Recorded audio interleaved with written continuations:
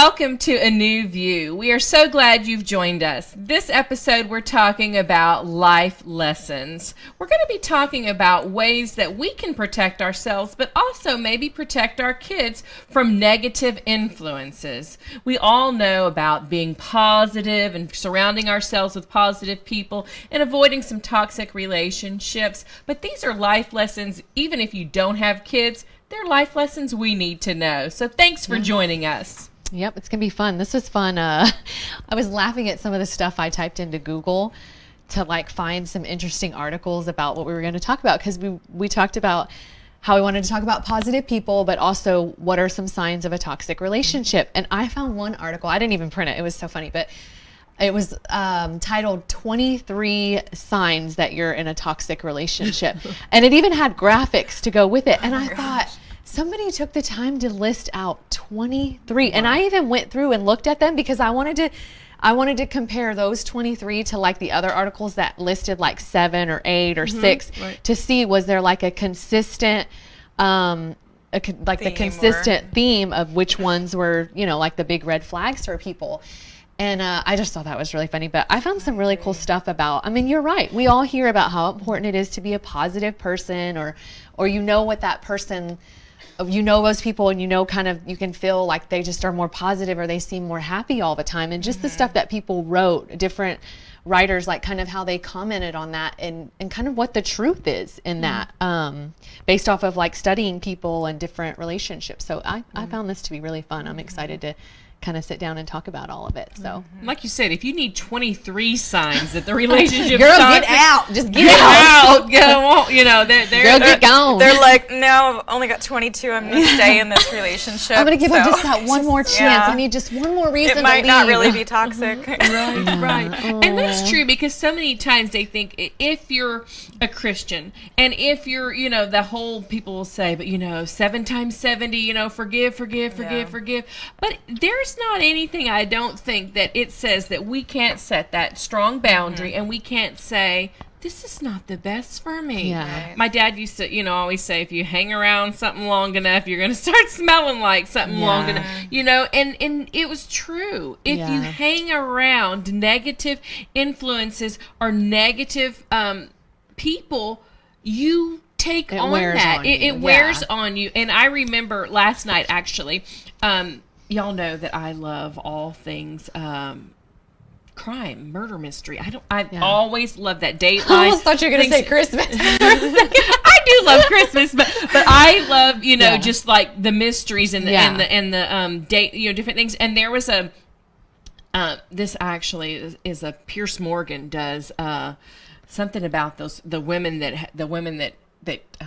I can't remember the name of it, but there's a show on TV, but it's the women that did some really bad things, and it's by Pierce Morgan, and he interviews them, and he kind of has, his little British or English, whatever, his little quirkinesses, but he was interviewing this young girl, and it was in Florida, and Florida has a law that even if you weren't there, but if you helped set something up and were in the process of a murder, you get the same life sentence. Wow. And so it opened up a dialogue my kids and I were talking about, and I said, we're talking about negative influences, because this was a prime example. This young girl in her late teens got around the wrong negative influences and did something that derailed her destiny, and she's now sitting a life sentence without the possibility of parole. And so I said, and it doesn't take you doing that, but it can be something that could be, minor, negative. I mean, to make you to not be kind. There was my son one time had a friend that was negative towards his mother. His parents, he kind of that, and my son, I'm like, you need to check yourself. Your son started acting a fool. You had to let him know. You need to check yourself. You're fixing to wreck yourself. You've been hanging out with so-and-so too long. And so I told him, I said, you can do that. You can be around it, and so you just think their mannerisms or things. So it is important. It is a life lesson for us big kids, and also helping to navigate, because even if you're not a parent, you have people in your lives. You may have nieces, nephews, you may be in a position, you may be a teacher, you may be a mentor, you may be a youth pastor, whatever. There's going to be people in your lives that you can mentor. This important life lesson. And it's not that we just cut people out and we're not extending grace, but we have to self-preserve in some aspects that we don't take on those negative influences. Yeah. So can we talk about positive people first? Yes, can we do some of that? I found a really good article, and it was titled "The 10 Essential Habits of Positive People." Awesome. And this author has some really good stuff in it, and I just kind of went through and wanted to read out just a couple of the big words of what you would use to describe a positive person. Their perspective. Obviously, they get into the habit of looking at something from a positive perspective, or looking at they have a perspective that's a little bit different than most people. They might perspective. Right. One of the things that said in here is positive people don't confuse quitting with letting go. Ooh, that's a good. perspective thing. And like we talked about with Nugget Kristen drop. before, like last week, she talked so much about having a shift in your mindset again, and that's about perspective. You talk so much about perspective as well. Positive people are proactive. A lot of the times they don't just rely on being reactive in a situation. Right. You know, think about when we get upset. You know, this article was just talking about a positive person might just not react right away. Right. They're going to be more proactive in different situations and maybe think about why they're feeling this certain way, or take things just a little bit differently. That's good. They're grateful. You know, they're in the habit and practice of being grateful. That's how much we know that's like on people. Counting those gifts. Yes, I do it every day. I love it. They're great communicators. She wrote something in here about being a great communicator. I don't think I underlined it, but a positive person realizes that assertive and confident communication is the only way to connect with others in everyday life. That's good. And I would say the majority of women desire connection. Right. So if you want to connect with someone, you tend to need to be leaning more on the positive side, you know? Right. And I know as I was reading through some of this stuff, and we're talking about toxic relationships or toxic people or whatever, I can tell you right now, I have times when I weave in and out of this behavior and I catch it. Right. And I was telling you guys, even just over the weekend, I felt like I was acting in a way that I felt not nice, and I felt kind of bitter, and I felt the Lord telling me take a time out, and I didn't. Right. And I felt like I put myself in situations where I was not my best self, and I had to once I came out of that, I kind of was like, ugh, you know, and I looked at my why and all that, but we have to take awareness of sometimes too, not just labeling someone that they're a negative person, even though we do know people that are like that, but also giving people the grace that sometimes we weave in and out of that. And we can choose negative. With our seasons. seasons. I was too over the weekend. I mean, I kind of got forced in a set apart situation, and I was negative for the most part of it. And you know, I blogged about that whole, you know, glimmer till you can shine. You know, I don't even think I was barely glimmering. You're like, my light was off. My light was like off. I was hemmed in darkness, y'all. I will tell you that. And I had to put on worship music, and it was kind of like the hypothetical is not your friend. That is still speaking volumes to me. What we talked about last week, the what ifs, and I was just like, you know, I had to really change my perspective and focus, and I could have sat there and just stayed that hemmed in darkness, that negativity. I could have had me a pity party all day long, and I was like, no, let's get back to my positive self. She put a little point in here, I'm laughing, but she put positive people smile a lot. That's cute. Anyway, and then the last thing I put from this article is have hope. Positive people realize that if you live long enough, there are times for great pain and sadness. Right. I think this relates to what you were just saying. One of the most common misperceptions about positive people is that to be positive, you must always be happy. Right. This cannot be further from the truth. Anyone who has any depth at all is certainly not happy all the time. Being sad, angry, disappointed, all of those emotions are essential in life. How else would you ever develop empathy for others if you lived a life of denial and shallow emotions? Right. Positive people do not run from the gamut of emotions, and they accept them as part of the healing process to allow them to experience, and they allow themselves to experience all types of feelings, not just the happy ones. And this is the point that I really wanted to get to. Sorry, I read all that, but that was good. A positive person always holds the hope that there is light at the end of darkness. Right. Like light at the end of the tunnel. Yeah. I love that. So we have to notice too, when we have our different friendships or relationships with people and they've lost their hope, that they're just in a place that's tight and tough, and that we need to kind of get in there. If they're of, not to say that people are not of value, but if that relationship is of value to you, that you realize they're just in a tough spot. Exactly. We got to give them some grace and some love. And I'm a hope pusher. I love to tell people, there is hope, because I feel like I lived quite a good part of my life maybe not living in hope, and now knowing that there is that hope even in the darkest things that you go through. I mean, I talk about different things in my life. I mean, I've had some dark points, and I could have stayed in the darkness, and I almost did stay in the darkness. I stayed in it way longer than I probably should have. But there's a tagline that's on my Twitter and on my Facebook, and says, I'm just an encourager in this dark world, spreading a little virtual sunshine, the SON, spreading Jesus and his hope and things. And that's really what we can do, but not to say that, we recognize that we can have bad days. We can have things that are trying our patience, that are Romans 3:23. What is that? We've all fallen short to the glory, and we're going to have those, but recognizing we don't have to stay there. Yeah. This is wanting me to I'm wanting here to talk about how sometimes it's us, that it doesn't have to be something horrific, but sometimes we're the negative influence on someone, and it can totally just be.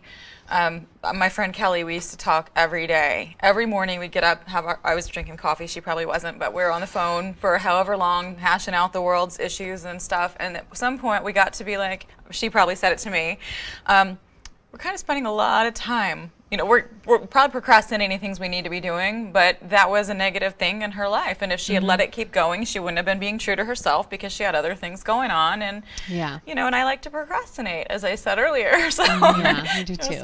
But that's true, recognizing those. I mean, I know I used to be a big phone talker and things, and then I kind of was like, that is a waste of time. And so I really no, get off that phone. Yeah. That's good stuff.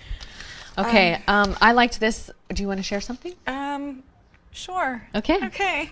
So there are 3 kinds of toxic people, because just in case you thought there was only one. 3. So some things to look for. Call us out. So I'm like, oh, well, there's 3, so it could be all of us. Okay.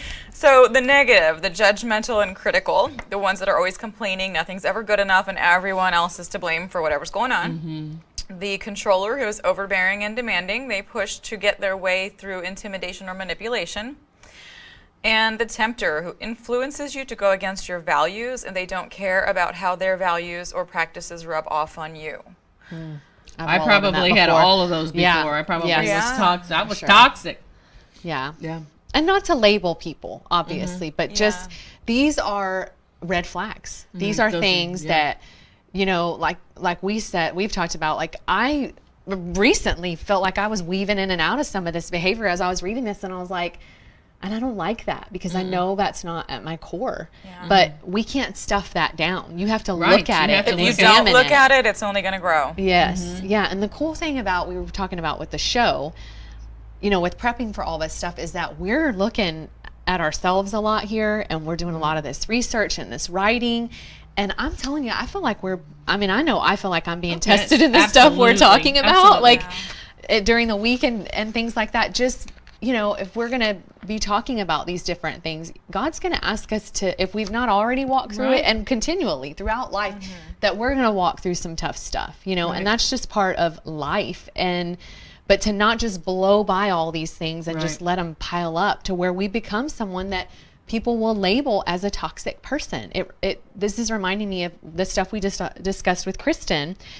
I don't know if it was on the show, because I've spent so much time talking about stuff with her, but that at some point she was talking about people, she felt like she was you label people as what they are most dominant in, or you get labeled as a gossip because you're gossiping a lot. So that's kind of where I'm seeing what you're talking about, is you might say this person is toxic in your friendship or relationship, because at the end of the day, after you're done hanging out with them, you're like, dude, my brain is fried. They were all over me. I didn't get to talk. I didn't, just different things that you're like. That was one of the things that popped up in talking about what might make a relationship toxic, was somebody put on there, like, when you spend time with them or in conversation with them, you can't get a word in, or that it's about them more than anything. And I can tell you there have been friendships that I've been that person, that I felt like I've needed more of the attention and that, and I'm thankful that the person finally was like, hey, can you wake up and smell the coffee, because this is not about you. Because we need people to be honest with us, or just and not tell that us, we don't hey, always need a response. I mean, I like to talk, and in my family, this is really funny. My husband used to be like watching me like a bouncing ball, because when my mom, my brother, my sisters, we all get together, my kids, we're like, and we're all talking on top of each other, and we're all talking at the same time, and my husband would go, wow. And now he understands it, so now he's kind of like, he's real quiet, and he's like, I need, he'll know he needs to, and it's not, I mean, I know that's rude, I know that's a rude behavior, and I really like, Lord help me, I don't want to butt in, but I get so excited, I think about this or that, but oh no, the Lord is constantly telling me, like, you need to shut up, you need to just be quiet, simmer down now, but okay, this is so on that 23 warning signs of a toxic friend. I just wrote down a few of these things because they did go with, so that was a Huffington Post article. Some of the things they labeled were like, if you're critical, covetous, you're not trustworthy, gossipy, unhappy, self-centered, constant drama, they're blabby, like they talk too much, or you talk too much, whatever, however you want to put it, judgmental, harsh, and pessimistic. If you feel like you're judged in your friendship, like you can't talk, or you can't celebrate the things in your life, or if we talked about being flaky, or being in a relationship where you feel like the other person is the constant taker. I have been the constant taker in different friendships, and I can definitely attest to that. And I think when I look at that, some of that goes to how much like my mom would do for me. That I would just expect that the women, I've always been drawn to like being in relationship with women that are wiser than me and older than me. And so granted, I'm like, I just need to take your wisdom. I just need to take your time. I just need to take your energy, and at the end of the day, like that's exhausting. It really is. And so these are red flags for us in our friendships. And then we need to look at ourselves in the mirror and say, because I think we're all those struggle things. with this. We all struggle with those things at those times. But I think the beauty of it is not being in denial and recognizing that. Because so many times we can recognize it in another person. We don't always recognize it as quickly in ourselves. But just because people may have some of those characteristics, we have to weigh those, because it's not that they may be toxic and you got to set a firm boundary and give them the gift of goodbye, but sometimes it's just saying, hey, how can I be honest with them and say, this is what it's doing. There's something that really irks me, and I know the personality test. You've all done them. They do the gifting test and the personality test. I do too. I know people that just swear by them, and I have a friend, if she's watching this, she's going to know who she is on this, but she will say, because that's a choleric personality, or that's this and that. I'm like, no, that's just not having good manners. I'm just saying, they can put that title all day long that they're a sanguine or choleric or whatever it is, and I'm just like, no, I'm not buying that, because we don't have to stay in those free labels. Will to change those things. We can change those things, but I think that if we let those personality traits saying, they do that because they're that, it's kind of like we're enabling them. We're enabling them and saying, just because you tested on this is like, no. I mean, because I know I probably tested all over the board on those, because 20 years ago, I probably was in this category and this category. But I think, again, it comes back to the life lessons. It's the life lessons letting us to use that mirror with the Lord, mirror with His Word, and saying, brought a mirror as what are the life lessons, to really to change that, because we don't have to be stuck in that label. Yeah, for sure. I found an article that used the word life influencers, and I liked that. I really thought that was really neat. It says, let's see, if you change your life, it's talking about the people you hang out with. Okay. I'm trying to see how they use the word that I really liked it. Happiness is a choice, but we continually need to be reminded by people to make that choice. And then it goes on to say, if you change your life influencers for the better, you can dramatically increase your chances for happiness and success. I think this article is funny. In my research, I found that positive social connection is the greatest predictor of long-term happiness. Positive social connection is the greatest predictor of long-term success. What does that tell us about our friends? Yep, you better choose them We wisely. better have some good positive ones. We can have ones that we struggle with, and we can be that person in other people's lives too. But yeah, that's really I like good. that phrase, life influencer. If you think do about too. it, when you're looking at any relationship, and to ask yourself, this person is impacting my life. How is that? And then it helps you know who to kind of pull away from a little better. Yeah. And I know we all have instances where we've had that group of friends that were not good influencers, or we were the bad influencers. And I had a group of friends that, you know, I loved the Lord and I practiced religion all day long and was at church every Sunday, but we still drank and we still, you know, gossiped. We still entertained things we had no business entertaining. And I know that when God really started dealing with me, he was like, you're going to have to give that up. You know, and you're going to have to be honest with them, and you're going to have to let them know. Sometimes that's not always calling them out and saying, "Hey, I don't do this anymore," to make them feel bad. Yeah. It's just saying, "Hey, I can't join y'all this time. You know, I have something going on," or just different things like that. But you really know those people that love you and really value you, they're going to get it. They're going to understand, and they're going to say, "I'm proud of you. I love you regardless, and I appreciate you doing that." Yeah. Those ones that are maybe not, you know, that mirror is a little too close to their own reflection, then they're going to be the ones that are going to give you pushback. Yeah. They're going to, those things are, so it's a hard navigate. Life lessons are hard to navigate as they are. Yeah. So Kim, I know you have some life lesson stuff you want to share with us. Too, but I was just looking. This is so Proverbs 13:20, and I don't know if I'm repeating anything from this, but it's a good one. Don't be So repeating. walk with the wise and become wise. Associate Yeah. with fools and get in trouble. That's true. Yeah. That's a verse I always tell my kids too. Yeah. Yeah. It's ones we need to know too. Yeah. 1 Corinthians 15:33. Don't be fooled by people who say such things, for bad company corrupts good character. Bad company Absolutely. corrupts good character. Yeah. That's good. 2 Timothy 2:16 and 17. Avoid worthless, foolish talk that only leads to more godless behavior. This kind of talk spreads like cancer. That's Yeah. true. So And true. what does it say comes before the behavior? The talk, right? Mm-hmm. Yeah. That's Out of our true. heart speaketh. Yeah, I've been convicted of the chattiness here lately, so. Yeah. That's good. So believe it or not everyone handles toxic people very well.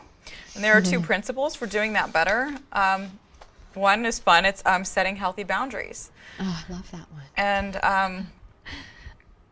there's a biblical base on that, is Mark 1:35-37. Before daybreak the next morning, Jesus got up and went to an isolated place to pray. Later, Simon and the others went to find him. When they found him, they said, "Everyone is looking for you." People wanted more from him, but Jesus set a boundary to preserve his priorities. That's good. So 2 practical boundaries that we can learn to set are just saying, I won't let you talk to me or treat me that way. Self-preservation, but it also protects that person from doing something maybe they unwittingly are doing. Right. Right. And the second one is, I'm just not going there with you, wherever that is, whether that's a physical place or like a, you know, just Absolutely. not Going down not, that not path, doing yeah. that. Can't and then, touch this. yeah. And then just knowing when to cut it off. I've had a few people I'm at that point with, and a couple years ago I had a friend for probably 3 or 4 years that she was that, what was that one option, maybe the tempter. Didn't care about my values, no matter how much. I have 5 kids and things like that, so we have things to do, but she wanted all of my time. Right. And if she did not care if they were at home waiting for me. And so that was just one example of the 23 toxic things in our relationship. But when I ended that, she wrote me a big, long book about how I'm not a very good Christian because if I would cut somebody off like that. And I thought, you know, that kind of messed with my head because it's never fun to have to set a boundary or to cut someone out of your life. But we were good for each other for a time, for a season. Yeah. Right. And I'm thankful for that. But I realized the reason I finally did do the cutting of ties was the Holy Spirit was like, you either need to tell her what she needs to hear about herself or you need to walk away. Mm-hmm. And I was kind of like tethered to her and sinking, but I couldn't bring myself to sit her down and tell her what she needed. So Those I had conversations are hard. to Right, walk away. right. And if we hold anybody's opinions or things higher than our obedience to God, they gotta go. And sometimes he'll make It's hard, it'll be yeah. like pulling off that Band-Aid, Yeah. making it do that. But Yeah. that's true. The first thing they want to say is, you're not very Christian-like. I think that's what I was Yes. trying to get at earlier in the episode about the forgive 7 times 70. You're supposed to, always give them a pass. But no, you don't have to always give them a pass. You Yeah. got to, set that healthy boundary. Yeah. So 7 simple life lessons found in the Bible. The 10 Commandments, following the letter of the law and the spirit of the law. Submitting to authority. We all joke, some of us joke that we have an issue with this, I might. But submission and obedience, there's a bit of a difference, but the vast majority of the time there's actually no conflict between the two, but we just like to make it like there is so we can Right. choose, the one or the other and get what we want. Loving others. Romans 13:10, love worketh no ill to his neighbor, therefore love is the fulfilling of the law. Love is the fulfilling of the law. Yeah. And covers a multitude of sins. Yes. Be humble. God is touched by our humility. Without humility, we would still be in our sins. That's true. That's good. Let's see. Be wise with money. People like to say that the Bible says money is the root of evil, but it's actually not that the money is, but our love of it, our focus on it. Or how you handle Idling. it. You could not be a Yes. good steward. You could be, Yeah. doing, that's Yeah. good. Sowing and reaping. This one's good. We reap proportionally to how much we sow. We reap more than we sow, and we reap later than we sow. This means that if we sow good, we reap good, and if we sow evil, we reap evil things. Then if you sow little, you reap proportionately very little. However, you always reap more than you sow. Even though it is proportionate, it is still abundantly more than you plant. If you sow 1 grain of corn, you reap a stalk with many ears. But if you sow a whole row of corn, you will reap more stalks with many ears and thousands of kernels. And finally, conflict management. Ooh, yeah. Just that, it's not always possible to resolve every conflict, but it's possible to manage it. That's true. And those are beautiful life lessons. And so we hope that you have enjoyed this episode on life lessons. The Bible has many things that we can learn lots of life lessons. Proverbs is a great book to start with. Yes. A Proverbs a day will keep destruction at bay. So we just hope that you've enjoyed this. We hope that you'll stay tuned for our next episode of A New View this week. And we just hope that you will take care and that you will learn to set those healthy boundaries in your life.